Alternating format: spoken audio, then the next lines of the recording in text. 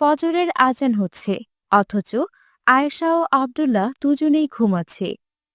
মা আয়েশা, ওঠো, ফজরের আজান হয়েছে, নামাজ পড়বে না? আহ, আম্মু কেন ডাকছো? ঘুমাতে দাও না। মা, নামাজ শেষ করে আবার ঘুমিও। এখন উঠো তোমরা দুজন, উঠে আগে নামাজটা পড়ে নাও, না হয় আলো ফুটলে আর ফজরের নামাজ আদায় করতে পারবে না। সালাত তোমার বন্ধু পরম শেষ বিচারের দিন। সালাত তোমার বাবা জীবন আব্দুল্লাহ, জুড়ে খুশবু ওঠো, প্রতিদিন। ফজরের আজান সালাত হয়েছে, তোমার বন্ধু নামাজ পড়বে না?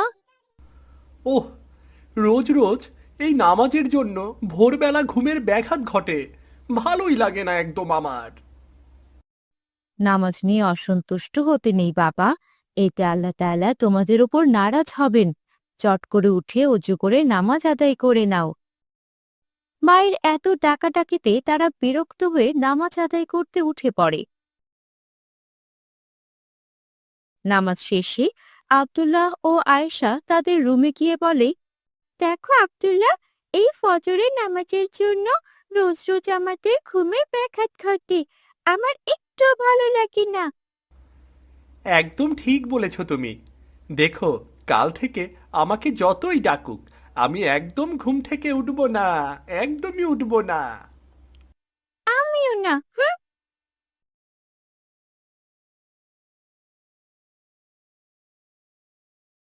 বাবা সাবধানে যেও তোমরা, আর জোহরের নামাজ আদায় করতে ভুলো না যেন। উহ, আম্মু আবার? আগে মাদ্রাসায় যাই, তারপর দেখা যাবে। আমি তোমাদের ভালোর জন্যই বলি বাবা, তোমাদেরকে নামাজের গুরুত্ব সম্পর্কে জানতে হবে। আমরা জানি আম্মু নামাজের গুরুত্ব। এখন আমাদের মাদ্রাসায় যেতে দেরি হয়ে যাচ্ছে। আমরা এখন আসি। আল্লাহ হাফিজ। আসসালামু আলাইকুম আম্মু। ওয়ালাইকুম আসসালাম।